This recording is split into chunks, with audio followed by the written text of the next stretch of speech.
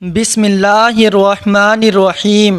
اللہ کے نام سے شروع جو نہایت مہربان رحم والا۔ ناظرین کرام، جب اللہ تعالیٰ نے حضرت آدم علیہ السلام اور اماں حوا کو جنت میں رہنے کا حکم سنایا اور ابلیس کو جنت سے بے دخل کر دیا تو اس کو بڑی تکلیف ہوئی اور وہ اپنی اس دشمنی کی آگ میں جلنے لگا اور ہر وقت اس طاق میں رہتا کہ کیسے ان کو جنت سے نکلوائے۔ اب یہ مقصد پورا کرنے کے لیے اس کو کسی کی مدد کی ضرورت تھی تاکہ وہ جنت میں آدم علیہ السلام اور اماں حوا تک پہنچ سکے۔ ابلیس کی مدد کس نے کی اور اماں حوا تک پہنچنے میں کیسے کامیاب ہوا؟ وہ بدقسمت جانور کون کون سے تھے اور ان کی مدد کی وجہ سے کیسے وہ اللہ تعالیٰ کی لعنت کے مستحق ٹھہرے؟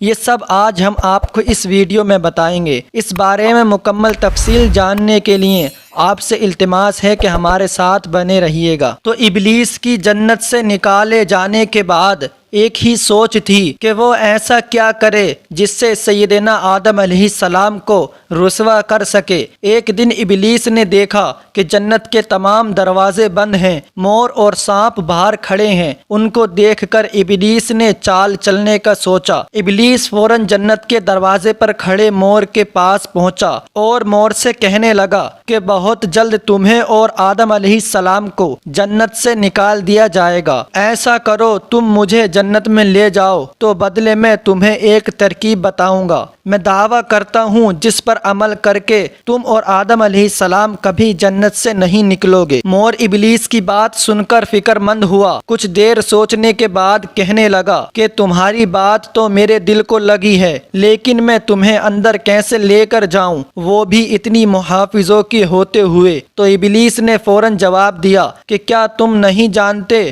میں ایک منتر پڑھ کر خود کو ایک موتی میں تبدیل کر سکتا ہوں؟ تم مجھے اپنے منہ میں دبا کر جنت کے اندر لے جانا۔ یہ کہہ کر ابلیس نے منتر پڑھا اور خود کو موتی میں تبدیل کر لیا۔ پھر مور نے ابلیس کو اپنے منہ میں رکھ کر جنت میں داخل کر دیا۔ یوں ابلیس ملعون ایک مور کی مدد سے جنت میں داخل ہو گیا۔ یہ مور ابلیس کو منہ میں لے کر سیدنا اماں حوا کے پاس پہنچ گیا۔ وہاں پہنچ کر ابلیس نے دوبارہ خود پہ منتر پڑھا اور انسان کی شکل میں آ گیا۔ ابلیس انسانی شکل میں آنے کے بعد اس نے اماں حوا کو ورغلانے کی کوشش کی اور کہنے لگا اگر آپ نے اس درخت کا پھل نہ کھایا تو آپ کو جنت سے نکال دیا جائے گا۔ اماں حوا بولی یہ درخت تو ممنوع ہے، اس کا پھل کھانے سے منع فرمایا گیا ہے۔ ابلیس دوبارہ بولا کہ اس درخت کا پھل نہ کھایا گیا تو آپ کو اور آدم علیہ السلام کو جنت سے نکال دیا جائے گا۔ ابلیس ملعون آخر کار اپنے مکر میں کامیاب ہو گیا اور اماں حوا نے اس کی باتوں میں آ کر ممنوع درخت کا پھل کھا لیا